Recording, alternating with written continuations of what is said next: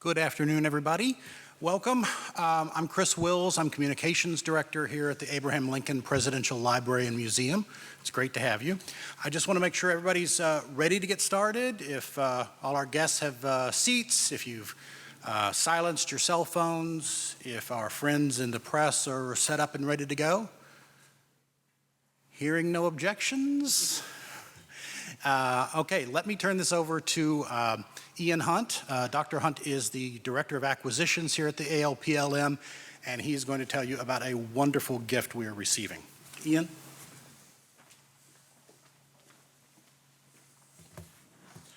Good afternoon. I want to welcome everyone who's on hand, all of our special guests, and most importantly, the Governor and First Lady, without whom this would just be a Tuesday for me. I appreciate that, really, I do. Helps if you put this right side up. In April of 1861, in the aftermath of the firing on Fort Sumter, the Lincoln administration faced one of the largest crises in our nation's history. Following the attack, the president had called for 75,000 volunteers to suppress the rebellion, but the mustering, training, equipping, and organizing of these soldiers would take months. And during that time, hostilities could spin further out of control. The situation needed to be addressed immediately. The circumstances were further exacerbated when on April the 17th, Confederate President Jefferson Davis announced that he was accepting applications for letters of marque and reprisal. This authorized private individuals in the South to attack and capture U.S. shipping, essentially endorsing piracy, since the South possessed little in the way of formal naval vessels. The idea of a naval blockade of the South had been considered for weeks. Championed by General-in-Chief of the U.S. Army, Winfield Scott, it would isolate the southern states from selling agricultural commodities, such as cotton and tobacco, to Europe, while simultaneously denying them access to arms, munition, and heavy machinery that they could not produce domestically. The president's cabinet, however, was divided on the issue. Secretary of State William Seward argued that a blockade was necessary, since it would not only close the ports of the South, but also be recognized by the international law and would give the United States the authority to search and seize vessels.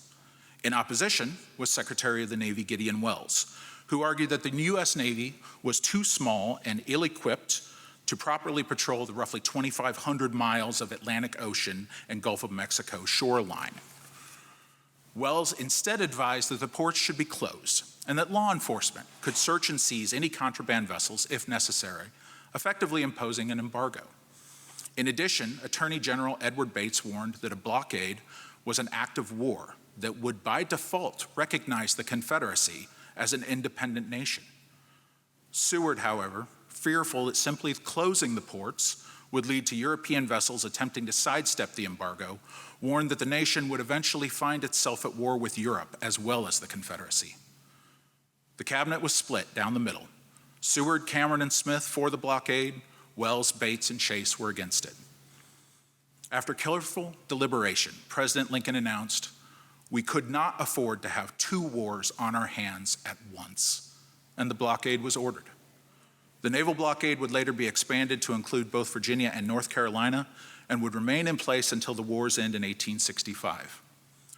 This document, asking the Secretary of State to affix the seal of the United States to his proclamation, was the final step in making the President's proclamation official. Until a change in law in 1952, all presidents were required to submit a warrant such as this to have the seal added to treaties, conventions, protocols, or other international agreements. In 1870, the question of when precisely the Civil War began and ended was brought before the United States Supreme Court.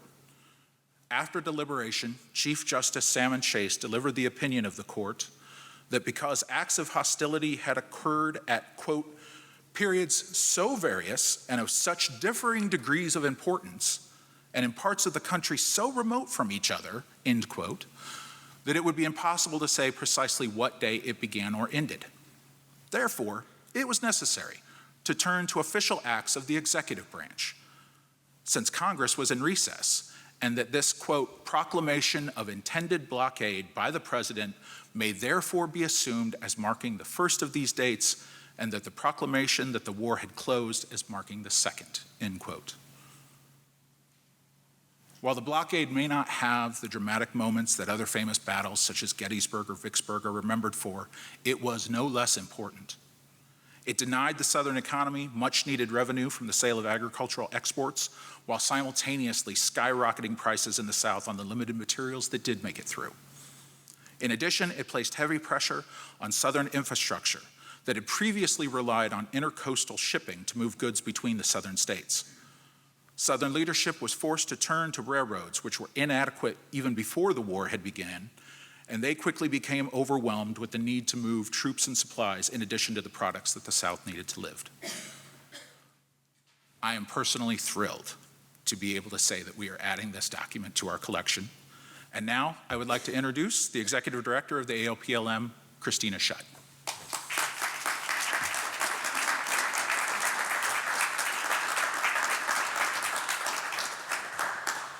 Well, thank you, Ian, for explaining the meaning and the impact of this incredible document. The magic of a piece of paper like this is that it transports us to a specific moment in time, a terrifying decision point for President Lincoln. 7 states have already announced they want to tear America apart rather than risk any chance of freedom for 4 million enslaved people. They have opened fire on U.S. troops and seized federal property. They have stolen weapons and begun amassing an army. Now the president must decide whether to act boldly to win a war the Confederacy has started, or dither and hope that somehow the crisis fades. It was a moment like no other in American history. We are always looking for bold ways to help visitors connect to the past and understand what was at stake. Thanks to the generosity of the governor and First Lady, we have a powerful new tool for doing that. Their gift offers the Lincoln Presidential Library and Museum new opportunities to discuss Lincoln's decision-making, what was at stake for enslaved Americans, the diplomatic pitfalls America faced, the morality of cutting off supplies to southern cities, and so much more.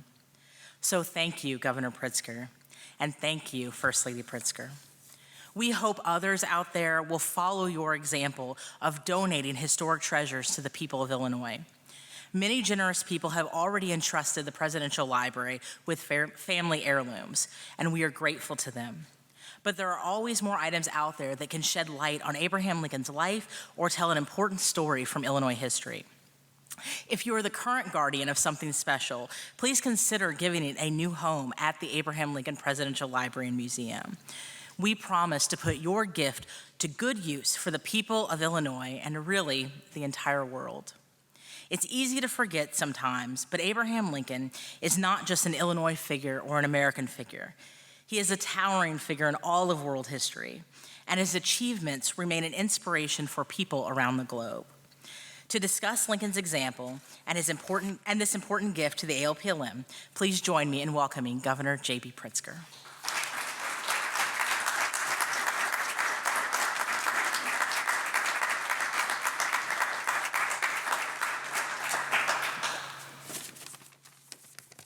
Thank you very much, Christina, and thank you all for being here today. It's really a special day for us, and I'm so pleased that in a moment we'll unveil the document so all of you can take a look at it. Good afternoon, and it's a beautiful day here in Springfield, as it should be, with this sort of unveiling. It's always a privilege to be here at the Abraham Lincoln Presidential Library and Museum. And I want to say especially to Ian and to Christina and to the staff of ALPLM, thank you. Thank you for hosting us today. Thank you for the work you do, the tireless work of preserving and strengthening the legacy of President Lincoln. As many of you already know, MK and I are passionate about President Lincoln and this fantastic institution that is a global attraction for tourists and for scholars alike. As Illinoisans serving in public capacities, we both take very seriously our responsibility to uphold his memory and his legacy. And I'm grateful for his example of statesmanship and public service.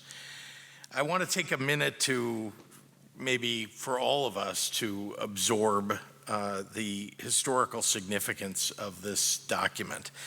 A lot has been said already. The order to affix seal of the United States to a proclamation of a blockade was an order that President Lincoln issued, as was said, in April of 1861, just days after the attack on Fort Sumter that is said oftentimes to have begun the Civil War. It kicked off what became known as the Anaconda Plan, the strategy to cut off the Southern supply chains that was ultimately decisive for the Union victory.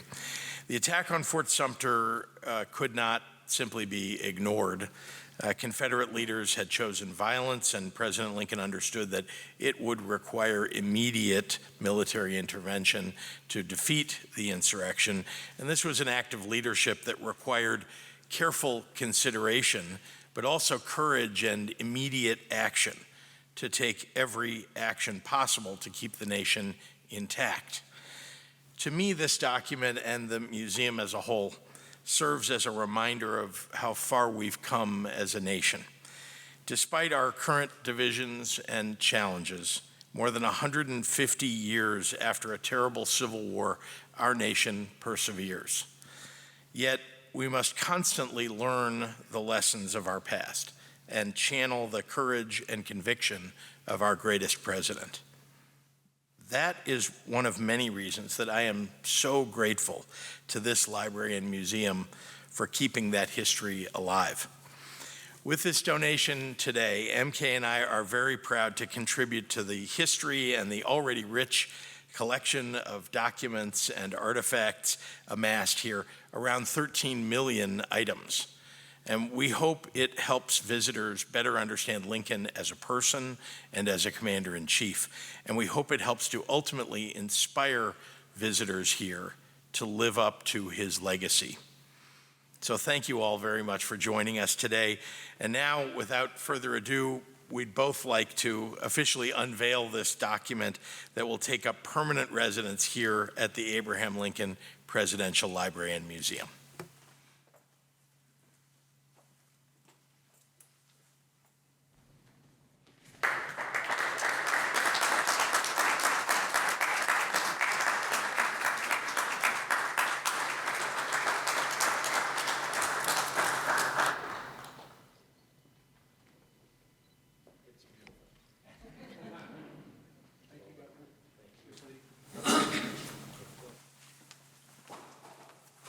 So thank you very much for coming. We appreciate it. Dr. Hunt and Director Schutt will be happy to answer any questions you might have about the document and its significance and how we intend to use it here at the AOPLM. You're welcome to come up and get some pictures and footage, so long as you don't use lights directed at it. And we'll be sending out a link to further images that you might want to use. That'll come out in an advisory soon. So with that, thank you very much for being here.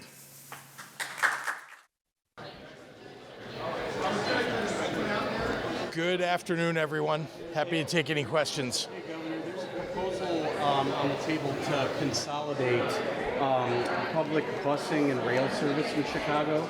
Obviously, the goal for proponents is that CTA, PACE, et cetera, don't compete for funding. Of course, there's a fiscal cliff looming. That's part of the motivation for this. What's your opinion of this proposal? Do you support it?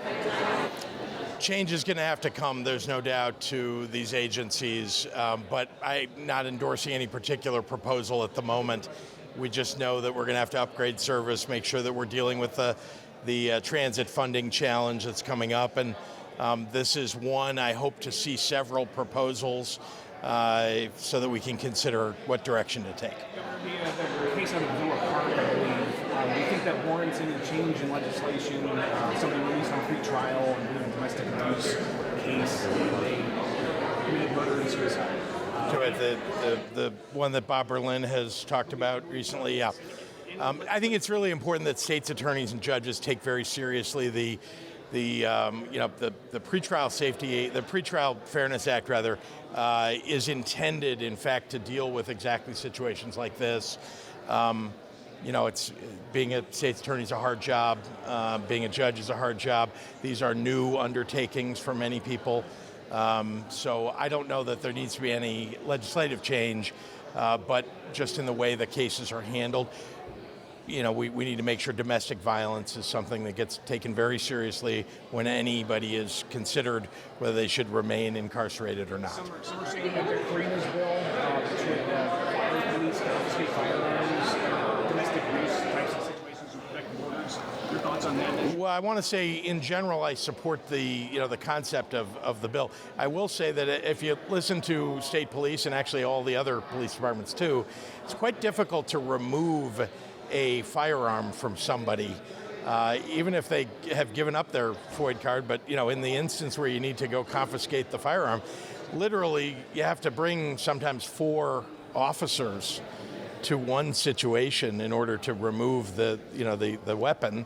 And if somebody doesn't want to give it to you, it becomes quite complicated and maybe dangerous. Now that we know it might cost about $210 million to add weight loss injectables to state insurance plans, are you committed to continuing that now that we know that it's going to cost about that? I want to be clear that number is a number that is assuming a very high utilization. That's what the purpose of the budgeting is. You don't know who's going to need this.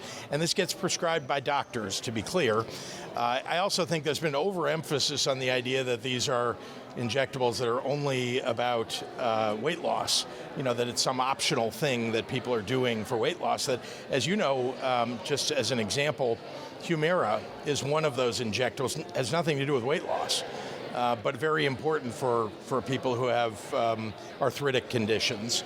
And remember that the coverage that's being talked about here is really just an expansion to the last 2 of 9 programs, of 9 healthcare programs, right?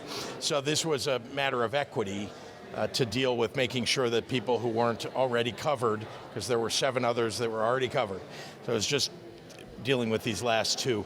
It's unlikely that the cost will be as much as is in the budget, but on the other hand, you don't want to, underestimate, particularly in these times, to make sure that we're covering what's needed. What do you say about some of your staff that expressed some concerns before it was put in the bill? All I can say is there's a lot of conversation that goes on, within the administration before any policy is proposed or put forward, and in the end, decisions need to get made. And in this decision in particular, this is about health. It's about equity. This was the right decision. Governor Glenn Bouchard told members of the State Central Committee yesterday that the party's message is not working, that President Biden is still either tied or down to President Trump in a lot of national polls, despite having a record of accomplishments on the economy, a number of issues. Do you agree with them? Do you think there needs to be a reboot of the party's messaging with a little over 6 months till the election? I have an enormous amount of respect for Glenn Bouchard. I mean, he has been through a lot of elections in his lifetime. He's done very well. He understands politics very well. I know that particularly in the area of the state that he lives in, this may be a view that he's expressing that comes from lots of people around him. I will say, though, that the president's polls actually have improved in most of the battleground states as of the last couple of weeks. I think that the message is coming through. This is really a referendum about, do we want to go back to a presidency under Donald Trump, which was frankly disastrous for the economy. It was terrible for many people. Indeed, if you didn't fit a certain set of characteristics, really, his administration was pretty bad all the way around. So I'm again very respectful of someone who's been through as many elections as Glenn Bouchard has, and I would always listen to what he has to say. I don't happen to agree with him about this. What should be done to restore Chicago's pride parade to its former glory? The Chicago, sorry, I didn't hear. Yeah, the fact that it's been cut down a little bit in size. Well, again, this was, as I understand it, I had nothing to do with it, but I've read a lot about it. It seems like the decision was made for public safety purposes, to make sure that you didn't need quite as many police officers because it would be a bit smaller, to make sure that, we're still maintaining the public safety, but maybe not as long a day coverage, so you could cover all the other neighborhoods that needed police and public safety. So, I respect the decision of the police department and the city to do what they did. I'm a regular participant, and it's always a great day.